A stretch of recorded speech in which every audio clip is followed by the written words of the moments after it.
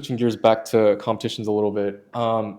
So on YouTube, you have these incredible recordings of the Schumann Cello Concerto that um, a couple of them you played at the final rounds of the Queen Elizabeth back in 2017, I believe, and the Yisang Yun in 2018.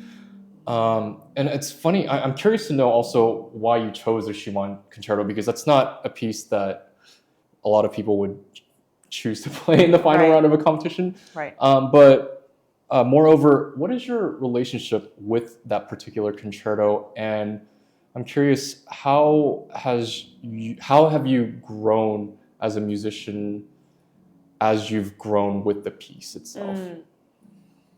I don't know how to answer that question. Let's start with why I chose Schumann. When I was deciding the repertoire for Queen Elizabeth competition, excuse me, I believe it was free concerto choice. And of course Dvorak,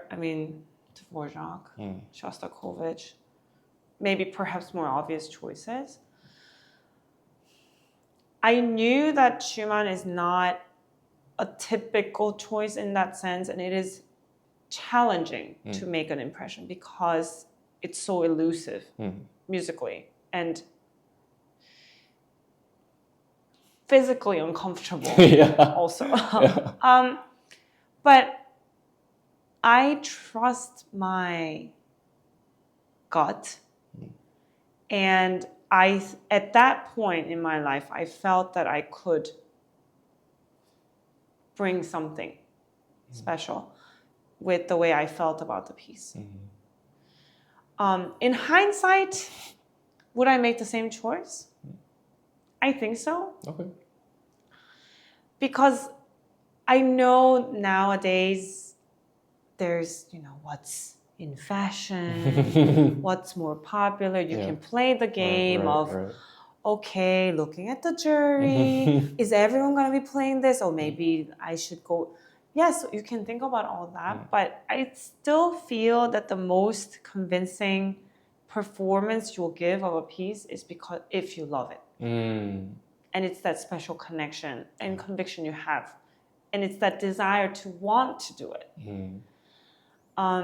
So that was the biggest reason why. And I remember having discussions about, is this the right choice? But it just was such a memorable experience playing at Flagey in a hall filled with people, and there's the Queen of Belgium, and it's just a wonderful experience, that competition. And when I repeated the concerto at Yisang Yun about a year later, that was more of a practical decision because I had to learn several Yisang Yun pieces. So I was thinking, okay, and there was a list of concertos, if I remember correctly. And I wanted to find a mix of learning new pieces and using some of the things that I feel really good about and comfortable. And knowing that I had to learn the Yisang Yun pieces, which are quite challenging. I opted to use the Schumann again. And I think every time I come back to this piece, that's the thing about masterpieces. There's the genius of these composers that you always discover something new. And I've been thinking recently a lot about, yes, reading the score, being faithful, all that. But what does it mean to go beyond that? Because you can do everything that's on the music. Yes, all the dynamics, all the tempo, but it has to speak to you, and you have to find a way to internalize it to make meaning for yourself, to be the interpreter and put something out. Right? So that's, if I can dare say, I think that's where I try to focus my energies on. Whenever I come back to this piece, okay, notice everything, observe everything. Yeah.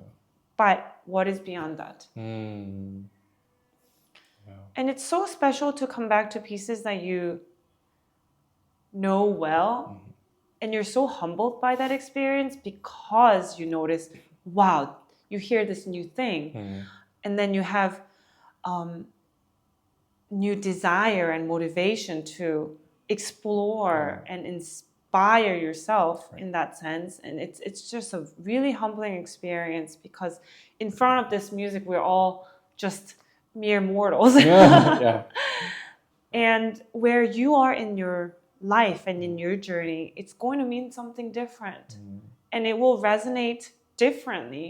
And we have this gift to share when you come back to this music, to share with others. And maybe it will resonate differently with people in the audience. Yeah. And that focus is going to always shift. And to have that music to come back to, I think it's just such a special experience. Yeah. Yeah, and just quickly going back to what you were mentioning about, like, you know, there's a wave, like what's fashionable right now for pieces. I think obviously cellists tend to pick like the Russian concertos, and even more recently, I would say like the Ludoslavsky is like very in style right now for competitions.